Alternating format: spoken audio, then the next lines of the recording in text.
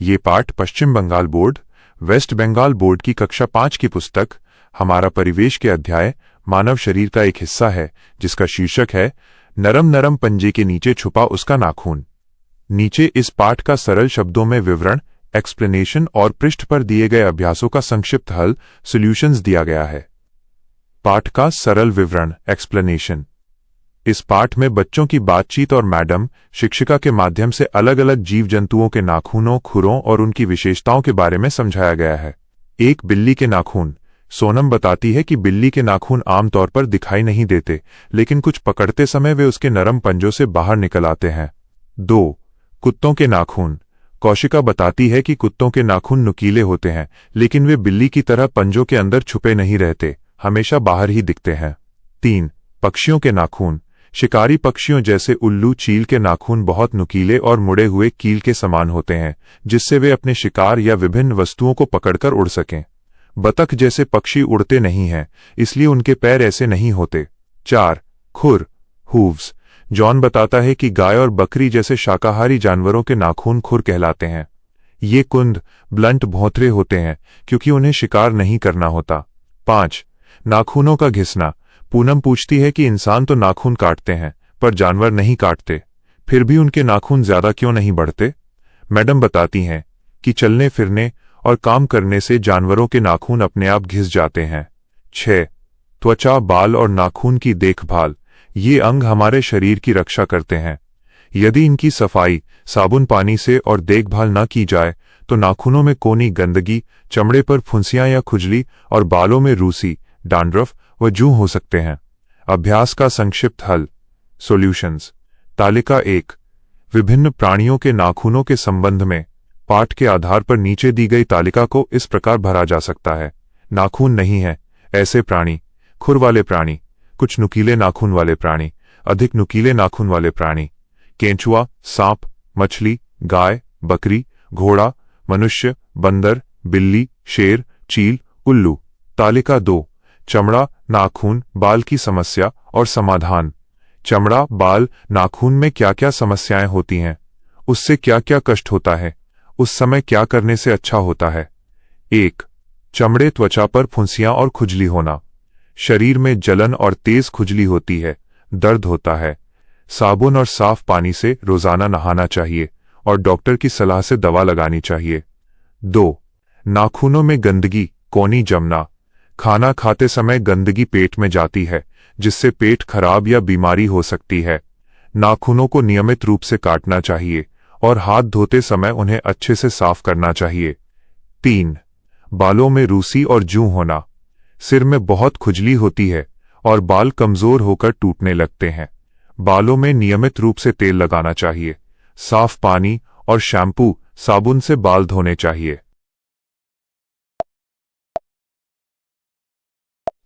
यहाँ पाठ नरम नरम पंजे के नीचे छुपा उसका नाखून के आधार पर एक अंक वाले 15 संक्षिप्त प्रश्न और उत्तर दिए गए हैं। 1. प्रश्न: सोनम किस जानवर के नाखून के बारे में सोच रही थी? उत्तर: बिल्ली। 2. प्रश्न: बिल्ली के नाखून आमतौर पर क्यों नहीं दिखाई देते?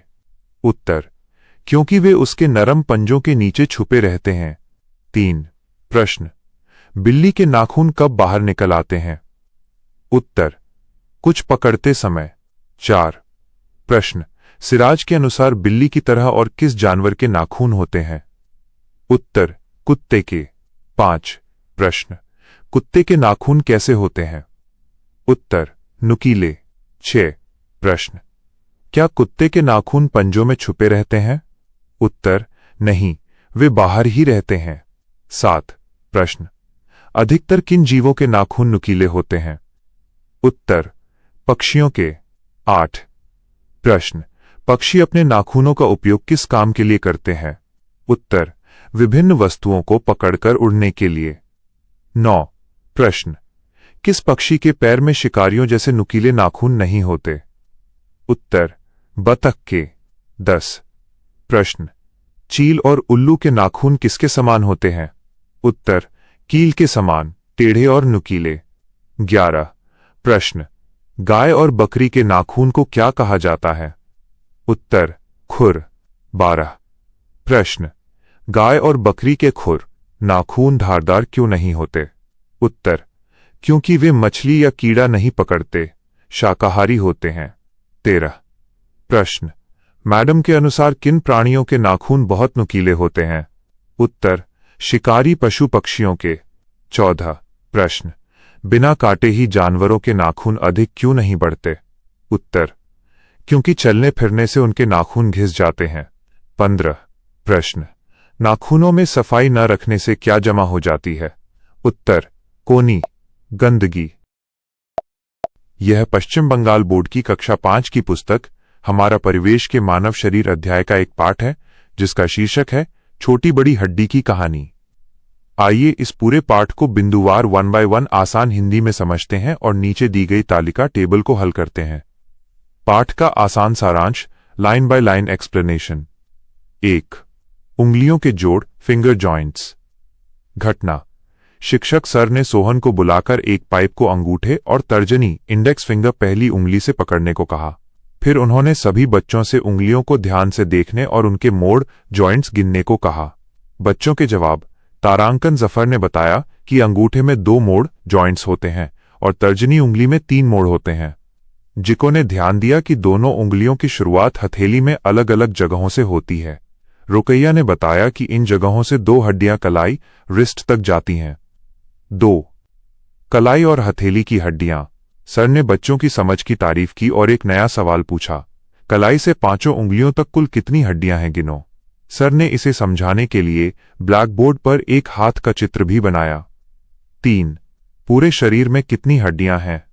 जिको ने सोचा कि पूरे शरीर में तो बहुत सारी, सैकड़ों हड्डियां होंगी। रूप और सोनई के मन में सवाल आया कि कुल कितनी हड्डियां होती हैं और इसे कैसे जाना जा सकता है। जवाब, सर ने समझाया कि किसी भी जीव के कंकाल स्केलेटन को देखकर हड्डियों की सही संख्या जानी जा सकती है। इंसान के शरीर में लगभग 206 हड्डियां होती हैं। बच्चों के अनुमान के अनुसार ये संख्या 200 के करीब या उससे थोड़ी ज्यादा है। 4.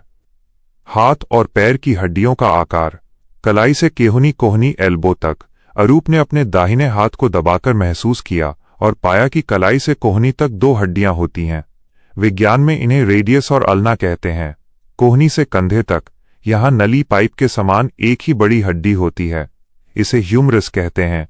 कमर से घुटने तक, पैर में भी कमर से घुटने तक नली की तरह एक ही बड़ी और मजबूत हड्डी होती है, इसे फीमर या जांग की हड्डी कहते हैं, जो शरीर की सबसे बड़ी हड्डी है। तालिका का हल, टेबल सॉल्यूशन। पाठ के अंत में दी गई तालिका में हमें शरीर के अलग अलग हिस्सों की हड्डियों के नाम, जगह और उनके आकार, छोटी, मध्यम या बड़ी के बारे में लिखना है। यहां इसका संक्षिप्त हल दिया गया है। किस जगह की हड्डी? माप, छोटी, मध्यम, बड़ी। किस जगह की हड्डी? माप, छोटी, मध्यम, बड़ी। अंगूठे और उंगलियां। छोटी, कलाई से कोहनी तक, मध्यम, कोहनी से कंधे तक, बड़ी, कमर से घुटने तक, जांघ, बड़ी सबसे बड़ी, घुटने से टखने एंकल तक, मध्यम, पैर की उंगलियां, छोटी रीढ़ की हड्डी, बैकबोन, छोटी छोटी हड्डियां, छाती की पसलियां, मध्यम। मुख्य सीख, की टेकअवेज। 1. हमारे शरीर की सभी हड्डियां एक जैसी नहीं होती। कुछ छोटी होती हैं जैसे उंगलियों की, और कुछ बड़ी व लंबी होती हैं जैसे जांघ और बांह की। 2. हड्डियों के आपस में जुड़ने वाले स्थान को मोड़ या जोड़, जॉइंट्स कहते हैं, जिनकी मदद से हम हाथ पैर हिला पाते हैं। 3. शरीर की हड्डियों के पूरे ढांचे को कंकाल कहा जाता है। पाठ, छोटी बड़ी हड्डी की कहानी के आधार पर 1 अंक वाले 15 संक्षिप्त प्रश्न और उत्तर नीचे दिए गए हैं। 1. प्रश्न, सोहन को शिक्षक ने क्या पकड़ने के लिए दिया? उत्तर, एक पाइप। 2. प्रश्न, पाइप को किन उंगलियों से पकड़ने के लिए कहा गया था? उत्तर, अंगूठे और तर्जनी से। 3. प्रश्न, अंगूठे में कुल कितने मोड़ जोड़ होते हैं? उत्तर, 2 मोड़। 4. प्रश्न, तर्जनी उंगली में कितने मोड़ होते हैं? उत्तर, 3 मोड़। 5. प्रश्न, दोनों उंगलियों, अंगूठे और तर्जनी की शुरुआत कहां से अलग अलग जगहों से होती है? उत्तर, हथेली से। 6. प्रश्न, हथेली से कितनी हड्डियां कलाई तक जाती हैं? उत्तर, 2 हड्डियां। 7. प्रश्न, शिक्षक ने बच्चों को कहां से कहां तक की हड्डियां गिनने को कहा? उत्तर, कलाई से 5 उंगलियों तक। 8. प्रश्न, शिक्षक ने हड्डियों को समझाने के लिए किसका चित्र बनाया? उत्तर, एक हाथ का चित्र। 9 प्रश्न, पूरे शरीर की हड्डियों की कुल संख्या जानने के लिए क्या देखना पड़ता है? उत्तर, जीव का कंकाल, स्केलेटन। 10 प्रश्न, मनुष्य के पूरे शरीर में हड्डियों की संख्या लगभग कितनी होती है? उत्तर, 200 के करीब। सटीक संख्या 206 है। 11 प्रश्न, कलाई से कोहनी केहूनी तक कुल कितनी हड्डियां होती हैं? उत्तर, 2 हड्डियां। 12 प्रश्न, कोहनी से कंधे तक कितनी हड्डियां होती हैं? उत्तर, नल के समान केवल 1 हड्डी।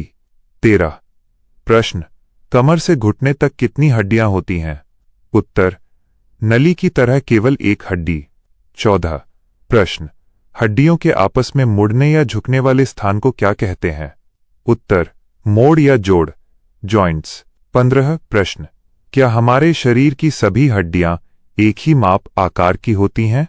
उत्तर, नहीं, हड्डियां विभिन्न माप, छोटी, मध्यम और बड़ी की होती हैं। Paschim Bengal board, west Bengal board, कक्षा 5 के विषय हमारा परिवेश के अध्याय मानव शरीर, अस्थि संधियों का हिसाब किताब की व्याख्या और पूछे गए प्रश्नों के छोटे व सटीक उत्तर नीचे दिए गए हैं। पाठ की सरल व्याख्या, एक्सप्लेनेशन। इस पाठ में हमारे शरीर की हड्डियों, अस्थि और उनके जोड़ों, अस्थि संधि के बारे में बहुत ही आसान तरीके से समझाया गया है। अस्थि और अस्थि संधि, हड्डी को अस्थि और हड्डियों के जोड़ को अस्थि संधि जॉइंट्स कहा जाता है। बिना जोड़ों के हम अपने हाथ पैर नहीं मोड़ सकते, जैसे क्रिकेट में बॉल पकड़ना या स्पिन करना। हड्डियों के नाम। पाठ में शरीर के अलग अलग हिस्सों की मुख्य हड्डियों के नाम बताए गए हैं। केहूनी कोहनी से कलाई तक, अल्ना और रेडियस, अल्ना एंड रेडियस। कंधे से केहूनी तक, ह्यूमरस, ह्यूमरस। मेरुदंड, रीढ़ की हड्डी, वर्टिब्रा या कशेरुका, वर्टेब्रा। कमर से घुटना तक, फीमर, फीमर माइनस, ये शरीर की सबसे बड़ी हड्डी होती है। घुटने से एड़ी तक, tibia minus fibula, tibia and fibula. Ligament, ligament, हड्डियां आपस में रस्सी जैसी एक चीज से जुड़ी होती हैं, जिसे लिगामेंट कहते हैं। जोड़ों के पास एक तरल फ्लूइड पदार्थ होता है जो हड्डियों को आसानी से हिलने डुलने में मदद करता है। इसके कम होने पर चलने फिरने में दिक्कत होती है। हड्डियों की मजबूती। हड्डियों को मजबूत बनाने के लिए कैल्शियम की जरूरत होती है, जो हमें दूध और अंडों से मिलता है। व्यायाम या जिम्नास्टिक करने से जोड़ लचीले बनते हैं। अभ्यास के प्रश्नों के उत्तर, सॉल्यूशंस। तालिका 1, देखकर और गिनकर लिखो। प्रश्न बाइट का गतिविधि। उत्तर संक्षिप्त में। एक हाथ में कंधे से लेकर अंगुली तक कितने जोड़ हैं?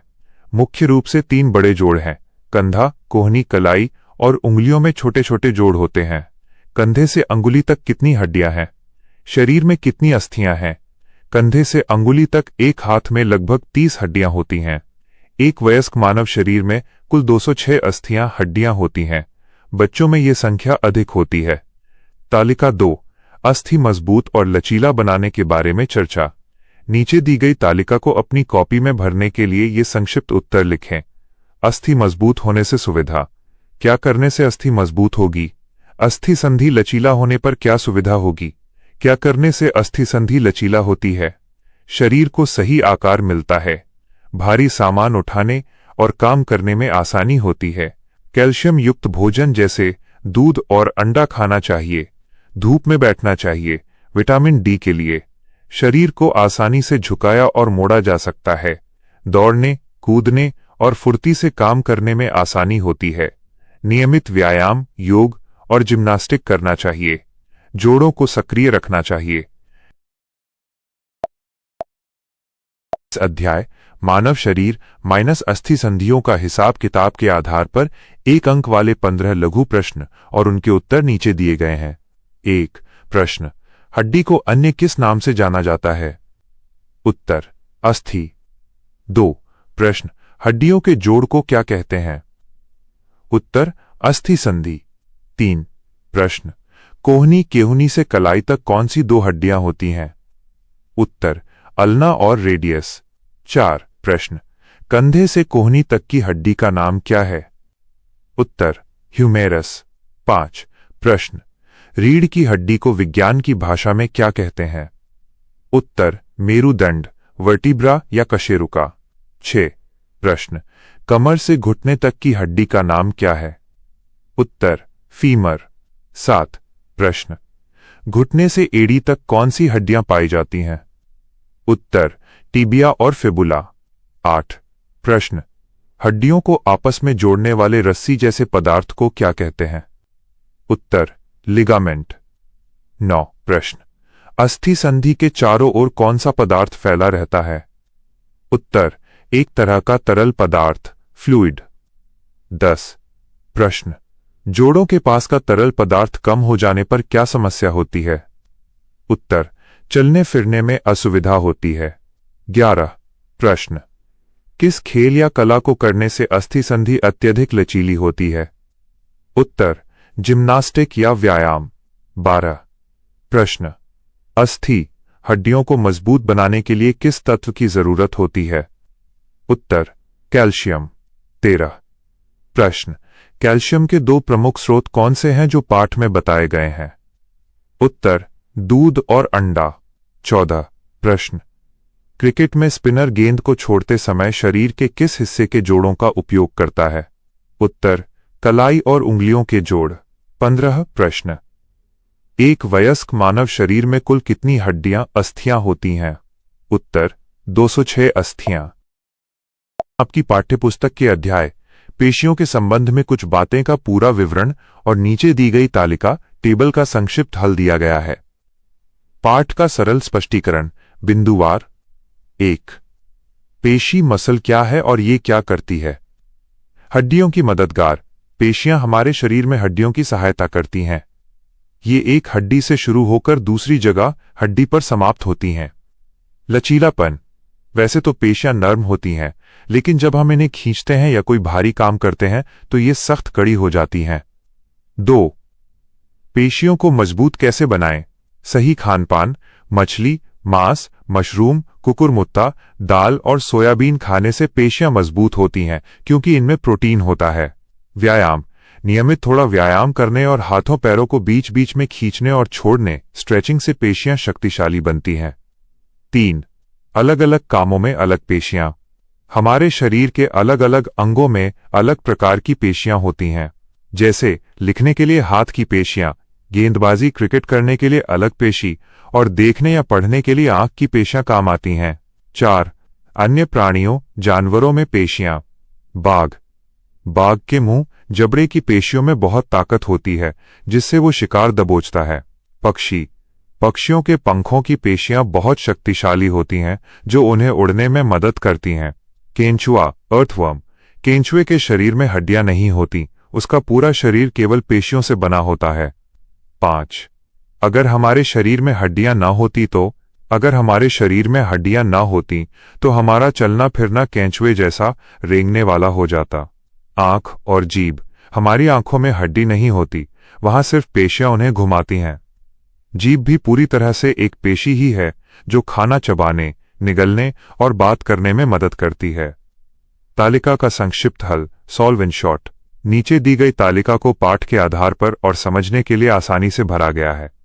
मनुष्य के शरीर की पेशी ह्यूमन मसल्स, अन्य प्राणियों के शरीर की पेशी एनिमल मसल्स किस जगह की पेशी है? किस काम को करने में सहायता करती है? किस जगह की पेशी है? किस काम को करने में सहायता करती है? कंधे की पेशी हाथ उठाने, भारी सामान खींचने या ढकेलने में। पक्षी के पंख की पेशी उड़ने और पंख फैलाने में। जबड़े की पेशी भोजन चबाने और बोलने में। बाघ के मुंह जबड़े की पेशी शिकार को मजबूती से पकड़ने या चीरने में। हाथ की पेशी लिखने, चित्र बनाने या गेंद फेंकने में। केंचुए के पूरे शरीर की पेशी जमीन पर रेंगने और आगे बढ़ने में। जीभ की पेशी बात करने और भोजन को निगलने में। मेंढक के पैर की पेशी लंबी छलांग लगाने या कूदने में। इस पाठ के आधार पर 1 अंक वाले 15 संक्षिप्त प्रश्न और उत्तर नीचे दिए गए हैं। 1 प्रश्न, पेशियां शरीर में किसकी सहायता करती हैं? उत्तर, हड्डियों की। 2 प्रश्न, पेशियां आमतौर पर कैसी होती हैं लेकिन खींचने पर कैसी हो जाती हैं? उत्तर, आमतौर पर नर्म होती हैं, खींचने पर सख्त कड़ी हो जाती हैं। 3 प्रश्न। पेशियों को मजबूत बनाने के लिए भोजन में क्या खाना चाहिए? उत्तर। मछली, मांस, मशरूम, दाल और सोयाबीन। 4 प्रश्न। खाना खाने के अलावा पेशियों को शक्तिशाली बनाने के लिए और क्या करना चाहिए? उत्तर। थोड़ा व्यायाम और हाथों पैरों की स्ट्रेचिंग। 5 प्रश्न। लिखने के लिए शरीर के किस अंग की पेशियों की जरूरत पड़ती है? उत्तर। हाथ की पेशियों की। 6 प्रश्न। पढ़ने या देखने के लिए कौन सी पेशी काम आती है? उत्तर। आंख की पेशी। 7 प्रश्न। किस जानवर के मुंह जबड़े की पेशी में बहुत अधिक शक्ति होती है? उत्तर। बाघ की। 8 प्रश्न। पक्षियों को उड़ने में कौन सी पेशी मदद करती है? उत्तर। उनके पंखों की पेशी। 9 प्रश्न। किस जीव के शरीर में केवल पेशी ही होती है, हड्डी नहीं? उत्तर। केंचुआ, अर्थवर्म। 10 प्रश्न। अगर हमारे शरीर में हड्डियां न होती तो हमारा चलना फिरना किसके जैसा हो जाता? उत्तर। केंचुए जैसा, रेंगने वाला। 11 प्रश्न। क्या हमारी आंखों में हड्डी होती है? उत्तर। नहीं, केवल पेशियां होती हैं। 12 प्रश्न। हमारे मुंह के भीतर कौन सा अंग अकेले ही बहुत सारा काम करने वाली एक पेशी है? उत्तर। जीभ। 13 प्रश्न। भोजन को निगलने और चबाते समय उलटने पलटने में कौन मदद करता है? उत्तर। जीभ। 14 प्रश्न। बात करने के लिए हमें किस अंग की पेशी की जरूरत पड़ती है? उत्तर। जीभ की। 15 प्रश्न। कान के किस हिस्से में पेशी होती है जो कोई काम नहीं करती? उत्तर। कान के तवे, ईयर फ्लैप, पिना में। Paschim Bengal board, west Bengal board, कक्षा 5 के विषय हमारा परिवेश के अध्याय मानव शरीर के इस अंश स्टेथोस्कोप से सुनो का आसान शब्दों में स्पष्टीकरण और अभ्यास कार्य का हल नीचे दिया गया है। पाठ का सरल स्पष्टीकरण, step by step explanation. 1 Sidhu का घरेलू स्टेथोस्कोप, सिद्धूज होममेड स्टेथोस्कोप। कहानी। सिद्धू ने डॉक्टर को छाती पर स्टेथोस्कोप लगाते देखा था। उसने सोचा कि क्या वो भी ऐसा कुछ बना सकता है। उसने एक छोटी कुप्पी, फनल और रबर की नली पाइप जोड़कर खुद का एक देसी स्टेथोस्कोप बनाया। प्रयोग। उसने नली का एक सिरा अपनी छोटी बहन की छाती पर रखा और कुप्पी को अपने कान से लगाया। उसे दिल की धड़कन, हृदय की आवाज साफ सुनाई दी। 2 दौड़ने से धड़कन का बदलना। जब वो अपनी बहन की धड़कन सुन ही रहा था, तभी उसकी मां ने बहन को आवाज दी। बहन दौड़कर मां के पास गई और थोड़ी देर में दौड़कर वापस आई। सिद्धू ने जब दोबारा धड़कन सुनी तो उसे आवाज बदली हुई, बहुत तेज लगी। स्कूल में मैडम ने बताया, दौड़कर जाने और दौड़कर आने पर हृदय की ध्वनि धड़कन बढ़ जाती है। 3 हृदय तंत्र, सर्कुलेटरी सिस्टम क्या है? परिभाषा। हृदय तंत्र शरीर में रक्त, खून फैलाने वाला एक पंप है। कार्य। पूरे शरीर में खून पहुंचाने के लिए धमनियों, रक्त वाहिकाओं का जाल फैला हुआ है। हृदय इस खून को पंप करके शरीर के अंगों में भेजता है। 4 शरीर में रक्त, खून की क्या आवश्यकता है? रविलाल के पूछने पर मैडम ने खून के 2 सबसे मुख्य काम बताए। 1 ऑक्सीजन और पोषण पहुंचाना। रक्त पूरे शरीर में ऑक्सीजन और जरूरी पोषक तत्व, पौष्टिकता पहुंचाता है। 2 दवाई और बीमारी से लड़ना। मैडम ने उदाहरण दिया कि अगर नाक में फोड़ा हो जाए और आप दवा खाएं तो वो दवा खून में घुलकर ही दिल के पंप करने के जरिए नाक तक पहुंचती है। इसके अलावा रक्त में बीमारी और कीटाणुओं से लड़ने की ताकत, रोग प्रतिरोधक क्षमता भी होती है, जिससे कुछ बीमारियां बिना दवा के ही ठीक हो जाती हैं। अभ्यास कार्य का हल, टेबल और क्वेश्चन सॉल्व्ड। नीचे दी गई तालिका और प्रश्नों के संक्षिप्त उत्तर दिए गए हैं, जिन्हें आप अपनी कॉपी में लिख सकते हैं। तालिका। देखकर और सोचकर लिखो। शाम को खेलने के बाद हृदय तंत्र की ध्वनि। रात को सोने जाने से पहले हृदय तंत्र की ध्वनि। यह परिवर्तन क्यों? हृदय की ध्वनि बहुत तेज और जोर से धक धक सुनाई देती है। हृदय की ध्वनि धीमी और शांत, सामान्य सुनाई देती है। खेलने या दौड़ने पर शरीर को अधिक ऑक्सीजन और ऊर्जा की जरूरत होती है, इसलिए हृदय खून को तेजी से पंप करता है। सोते समय शरीर आराम की स्थिति में होता है, इसलिए धड़कन सामान्य हो जाती है। प्रश्न। बीमार पड़ने पर रक्त परीक्षण, ब्लड टेस्ट क्यों करते हैं? संक्षिप्त उत्तर। बीमार पड़ने पर रक्त परीक्षण, ब्लड टेस्ट इसलिए करते हैं क्योंकि 1 रक्त की जांच से शरीर के अंदर मौजूद बीमारी के कीटाणुओं जैसे बैक्टीरिया या वायरस का पता चल जाता है। 2. इससे ये जानने में मदद मिलती है कि शरीर में खून या जरूरी तत्वों की कमी तो नहीं है, ताकि डॉक्टर सही दवा दे सकें। पाठ के आधार पर 1 अंक वाले 15 लघु प्रश्न और उत्तर नीचे दिए गए हैं। प्रश्न 1. सिद्धू ने क्या देखकर घरेलू स्टेथोस्कोप बनाने की सोची? उत्तर: डॉक्टर को छाती पर स्टेथोस्कोप लगाकर देखते हुए। प्रश्न 2. सिद्धू ने स्टेथोस्कोप बनाने के लिए किन चीजों का इस्तेमाल किया? उत्तर: एक छोटी कुप्पी, फनल और रबर की नली। प्रश्न 3. सिद्धू को अपनी बहन की छाती पर नली लगाने से क्या सुनाई दिया? उत्तर: हृदय की आवाज, धड़कन। प्रश्न 4. दौड़कर आने के बाद बहन की हृदय की ध्वनि में क्या बदलाव हुआ? उत्तर: हृदय की ध्वनि, धड़कन बढ़ गई, यानी तेज हो गई। प्रश्न 5. मैडम के अनुसार दौड़ने पर किसकी ध्वनि बढ़ जाती है? उत्तर: हृदय तंत्र की ध्वनि। प्रश्न 6. हमारे शरीर में रक्त खून फैलाने वाले पंप को क्या कहते हैं? उत्तर: हृदय तंत्र, दिल। प्रश्न 7. पूरे शरीर में रक्त पहुंचाने के लिए क्या फैली हुई हैं? उत्तर: धमनियां, रक्तवाहिकाएं। प्रश्न 8. हृदय पंप करके रक्त को शरीर के किस हिस्से के भीतर भेजता है? उत्तर: छाती के भीतर एक अंग में। प्रश्न 9. रक्त पूरे शरीर में ऑक्सीजन के अलावा और क्या पहुंचाता है? उत्तर: आवश्यकतानुसार पौष्टिकता, पोषक तत्व। प्रश्न 10. यदि नाक में फोड़ा हो जाए तो वहां क्या जमा हो जाते हैं? उत्तर: अनेक कीटाणु। प्रश्न 11.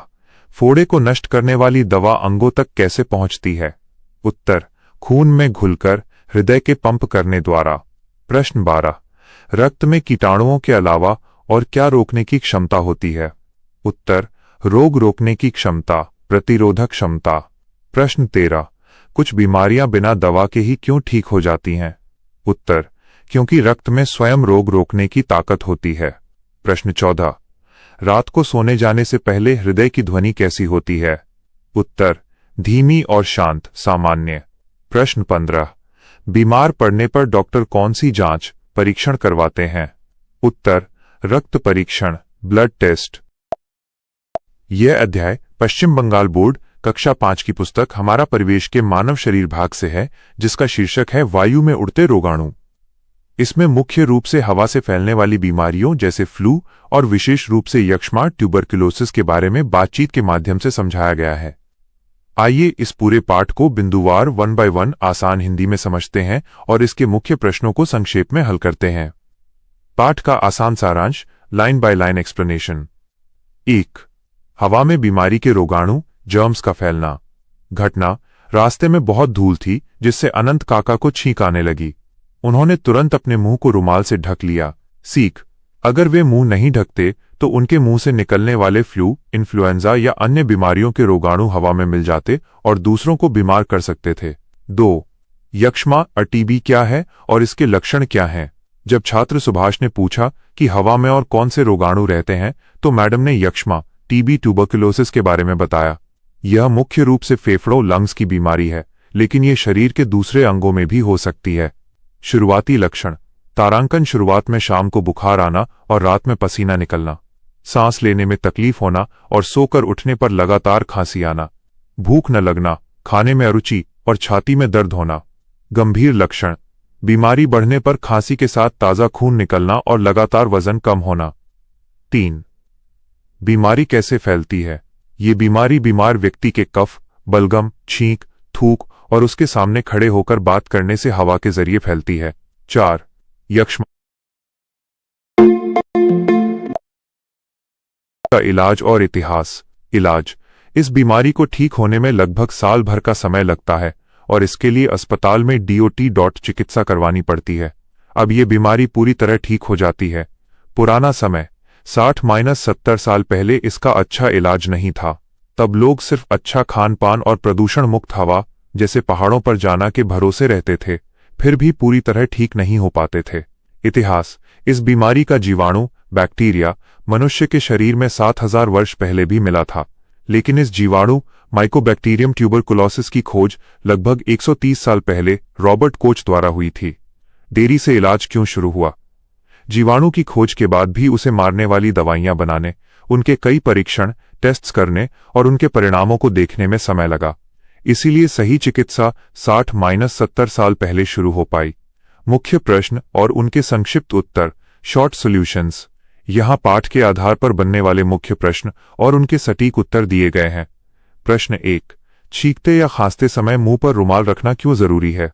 उत्तर, ताकि हमारे मुंह और नाक से निकलने वाले फ्लू या अन्य बीमारियों के रोगाणु हवा में न फैलें और दूसरे लोग बीमार होने से बच सकें। प्रश्न 2, यक्ष्मा टीबी मुख्य रूप से शरीर के किस अंग को प्रभावित करता है? उत्तर, यह मुख्य रूप से फेफड़ों लंग्स को प्रभावित करता है। प्रश्न 3, यक्ष्मा टीबी के मुख्य लक्षण क्या हैं? उत्तर, शाम को बुखार आना, रात में पसीना छूटना, लगातार खांसी, छाती में दर्द, भूख न लगना, वजन कम होना और गंभीर स्थिति में थूक या खांसी के साथ खून आना। प्रश्न 4, यक्ष्मा टीबी की बीमारी किस चिकित्सा पद्धति से ठीक होती है और इसमें कितना समय लगता है? उत्तर, यह डीओटी चिकित्सा से ठीक होती है और इसे पूरी तरह ठीक होने में लगभग 1 साल का समय लगता है। प्रश्न 5, यक्ष्मा के जीवाणु की खोज कब हुई थी? उत्तर, यक्ष्मा के जीवाणु की खोज लगभग 130 वर्ष पहले हुई थी।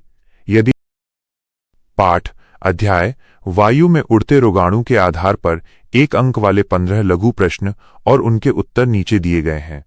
1 प्रश्न, अनंत काका को अचानक क्या आने लगी? उत्तर, छींक। 2 प्रश्न, काका ने परेशान होकर अपने मुंह को किससे ढका? उत्तर, रुमाल से। 3 प्रश्न, हवा में फैलने वाली किसी एक बीमारी का नाम लिखिए। उत्तर, फ्लू, इन्फ्लुएंजा। 4 प्रश्न, यक्ष्मा को अंग्रेजी या आम बोलचाल में क्या कहते हैं? उत्तर, टीबी, ट्यूबरकुलोसिस। 5 प्रश्न, यक्ष्मा टीबी मुख्य रूप से शरीर के किस अंग में होती है? उत्तर, फेफड़े में। 6 प्रश्न, यक्ष्मा रोग में मरीज को किस समय बुखार आता है? उत्तर, शाम को।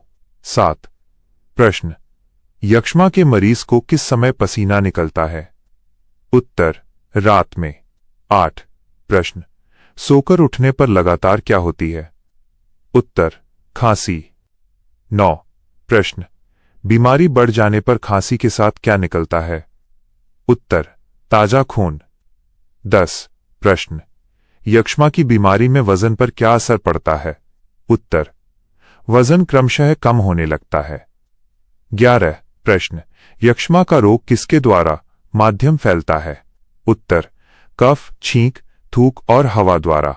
12 प्रश्न, यक्ष्मा के इलाज के लिए अस्पताल में कौन सी चिकित्सा करवानी पड़ती है? उत्तर, डीओट चिकित्सा। 13 प्रश्न, यक्ष्मा की बीमारी को पूरी तरह ठीक होने में लगभग कितना समय लगता है? उत्तर, साल भर, 1 वर्ष। 14 प्रश्न, मनुष्य के शरीर में यक्ष्मा का जीवाणु कितने वर्ष पहले मिला था? उत्तर, 7000 वर्ष पहले। 15 प्रश्न, यक्ष्मा के जीवाणु की खोज जानकारी प्रायः कितने वर्ष पहले हुई थी? उत्तर, 130 साल पहले। ये पाठ पश्चिम बंगाल बोर्ड की कक्षा 5 की पुस्तक हमारा परिवेश आवर एनवायरनमेंट के मानव शरीर ह्यूमन बॉडी अध्याय के अंतर्गत पानी में जीवाणु बैक्टीरिया इन वाटर उपविषय से लिया गया है। नीचे इस पाठ की पूरी कहानी को आसान शब्दों में समझाया गया है और उसके बाद दी गई तालिका टेबल को हल किया गया है। पाठ की व्याख्या एक्सप्लेनेशन। इस पाठ में एक कहानी और बातचीत के माध्यम से बीमारियों, उनके फैलने के तरीकों और उनसे बचाव के बारे में बताया गया है। 1. तीर्थ की चिंता, यक्ष्मा टीबी।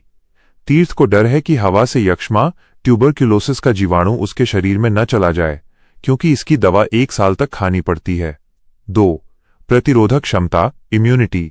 तृप्ति मौसी, जो एक नर्स हैं, समझाती हैं कि जीवाणु लगभग सबके शरीर में थोड़े बहुत होते हैं, लेकिन हमारे शरीर में उनसे लड़ने की प्रतिरोधक क्षमता भी होती है।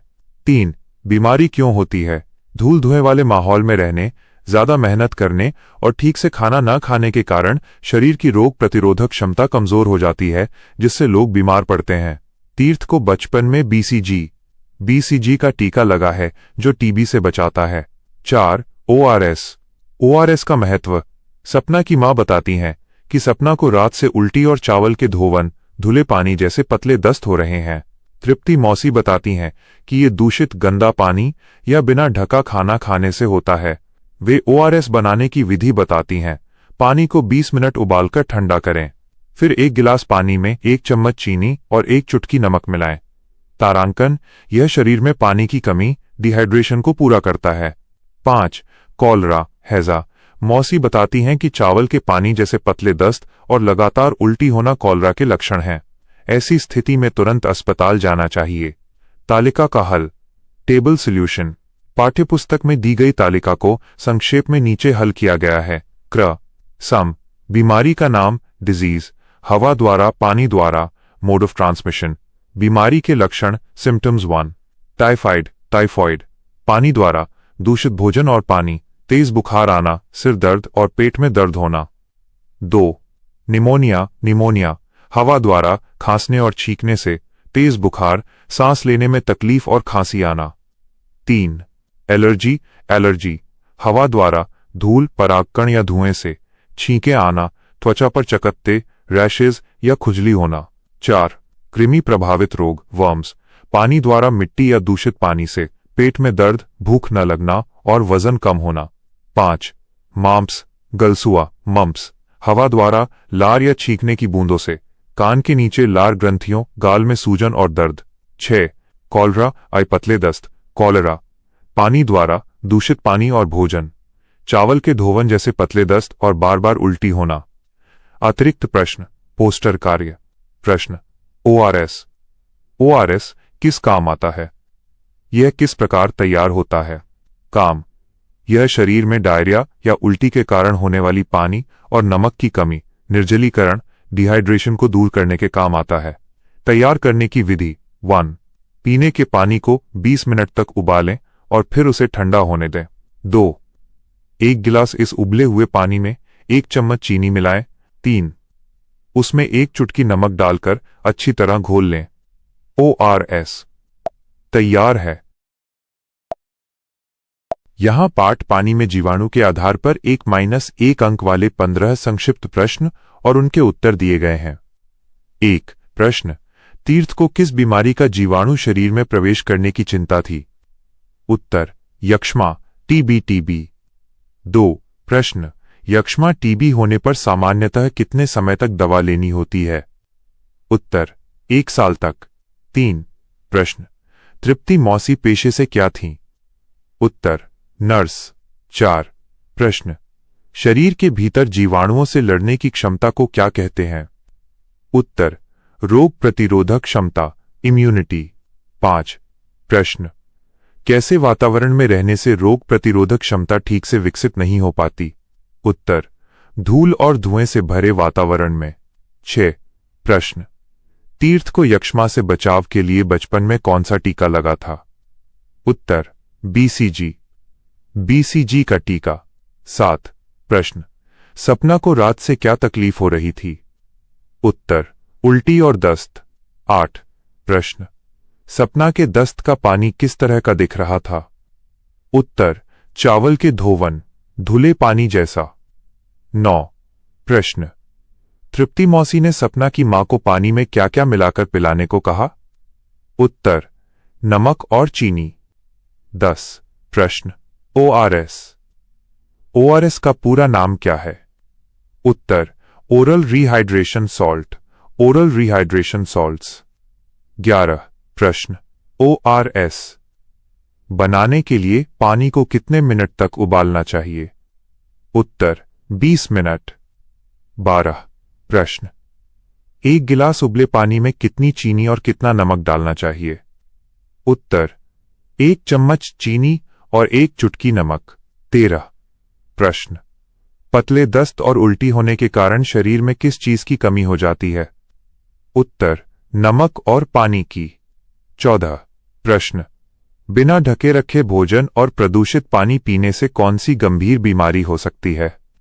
उत्तर, कॉलरा, हैजा। 15. प्रश्न, कॉलरा के लक्षण दिखने पर मरीज को तुरंत कहां ले जाना चाहिए? उत्तर, अस्पताल। ये अध्याय पश्चिम बंगाल बोर्ड की कक्षा 5 की पुस्तक हमारा परिवेश के मानव शरीर भाग से लिया गया है। इस पाठ का शीर्षक है स्टेथोस्कोप किस तरह आया। यहाँ इस पूरे पाठ की कहानी का सरल शब्दों में चरणबद्ध 1 by 1 विवरण और अंत में पाठ का संक्षिप्त सारांश सॉल्व इन शॉर्ट दिया गया है। पाठ का चरणबद्ध विवरण, स्टेप बाय स्टेप एक्सप्लेनेशन। 1. बच्चों की जिज्ञासा और डॉक्टर चाचा का सुझाव। कहानी की शुरुआत। सिंधु और तितिर नाम के दो बच्चे अपने डॉक्टर चाचा का स्टेथोस्कोप, धड़कन नापने वाला यंत्र, उलट पलट कर देख रहे थे। उन्होंने स्कूल में भी एक नकली स्टेथोस्कोप बनाया था, पर चाचा वाला असली स्टेथोस्कोप उससे बहुत बेहतर था। डॉक्टर चाचा का वादा। डॉक्टर चाचा ने बताया कि स्टेथोस्कोप के आविष्कार इन्वेंशन के पीछे एक बहुत ही मजेदार कहानी है। बच्चों ने कहा कि अकेले कहानी सुनने में मजा नहीं आएगा, अगर उनके सारे दोस्त भी ये सुनते तो कितना अच्छा होता। इस पर डॉक्टर चाचा ने अगले शनिवार उनके स्कूल आकर पूरी कक्षा को कहानी सुनाने का वादा किया। 2. स्कूल में डॉक्टर चाचा का आगमन। शनिवार को डॉक्टर चाचा बच्चों के स्कूल पहुंचे। उन्होंने बच्चों द्वारा बनाए गए मॉडल स्टेथोस्कोप को देखा और उसकी खूब तारीफ की। फिर उन्होंने असली स्टेथोस्कोप दिखाकर आविष्कार की कहानी शुरू की। 3. रेने लिनेक और बच्चों का खेल। Doctor Rene Laennec. ये कहानी आज से लगभग 200 वर्ष पहले की है। फ्रांस में रेने लिनेक नाम के एक डॉक्टर थे। उन्हें बचपन से ही हर चीज को बहुत बारीकी से देखने परखने की आदत थी। डॉक्टर बनने के बाद भी वे हमेशा मरीजों की सेहत और फेफड़ों की आवाज को लेकर चिंतित रहते थे। बगीचे की घटना। एक शाम जब लिनेक बगीचे में टहल रहे थे, उन्होंने दो छोटे बच्चों को एक अनोखा खेल खेलते देखा। बच्चों के पास धातु मेटल का एक लंबा पाइप नल था। एक बच्चा पाइप के एक सिरे पर धातु से खरोंच मार रहा था और दूसरा बच्चा दूसरे सिरे पर कान लगाकर उसकी आवाज ध्यान से सुन रहा था। फिर वे बारी बारी से ऐसा कर रहे थे। 4. पहला स्टेथोस्कोप कैसे बना। कागज और लकड़ी का सफर। कागज का पाइप। बच्चों के इस खेल को देखकर डॉक्टर लिनेक के दिमाग में एक विचार आया। वे दौड़ते हुए अपने कमरे में गए। टेबल पर रखे एक लंबे मोटे कागज को मोड़कर उन्होंने एक गोल पाइप नल बनाया और उसे लासा गोंद से चिपका दिया। यह दुनिया का पहला स्टेथोस्कोप था। लकड़ी का स्टेथोस्कोप। कागज का पाइप बहुत कमजोर था और जल्दी फट जाता था, साथ ही उससे दिल की धड़कन बहुत साफ नहीं सुनाई देती थी। इसलिए लिनेक ने एक बढ़ई कारपेंटर को बुलाया और अपने बनाए नक्शे के आधार पर लकड़ी की खोखली नली बनवाई। इसे नाला वाला स्टेथोस्कोप या आदि शुरुआती स्टेथोस्कोप कहा गया। 5. आधुनिक रूप। समय के साथ इस लकड़ी के पाइप में बदलाव होते गए। पहले दो नली वाला दुनाला स्टेथोस्कोप बना और धीरे धीरे बदलते बदलते ये आज के आधुनिक स्टेथोस्कोप के रूप में हमारे सामने आया, जिसे डॉक्टर गले में लटकाते हैं। पाठ का संक्षिप्त सारांश, सॉल्व इन शॉर्ट। यदि आपको इस पाठ को बहुत छोटे में समझना या याद रखना हो तो ये मुख्य बिंदु हैं। आविष्कारक। स्टेथोस्कोप का आविष्कार लगभग 200 वर्ष पहले डॉक्टर रेने लिनेक ने किया था। प्रेरणा, आइडिया। उन्हें ये विचार बगीचे में खेल रहे दो बच्चों से मिला जो एक धातु की नली के आर पार खरोंचने की आवाज सुन रहे थे। ध्वनि का ठोस माध्यम में सफर करना। विकास का सफर, इवोल्यूशन। 1. सबसे पहले कागज को मोड़कर नली बनाई गई। 2. मजबूती और साफ आवाज के लिए फिर लकड़ी की खोखली नली बनाई गई। 3. बाद में दो कानों वाली नली, पहला दुनाला स्टेथोस्कोप पोल बनी। 4. अंत में यही विकसित होकर आज का आधुनिक स्टेथोस्कोप बना। सीख। छोटी छोटी चीजों को गहराई से देखने और सोचने से ही बड़े बड़े वैज्ञानिक आविष्कार होते हैं। इस पाठ स्टेथोस्कोप किस तरह आया के आधार पर 1 अंक वाले 15 लघु प्रश्न और उनके उत्तर नीचे दिए गए हैं। 1. प्रश्न, सिंधु और तितिर अपने डॉक्टर चाचा की किस चीज को उलट पलट कर देख रहे थे।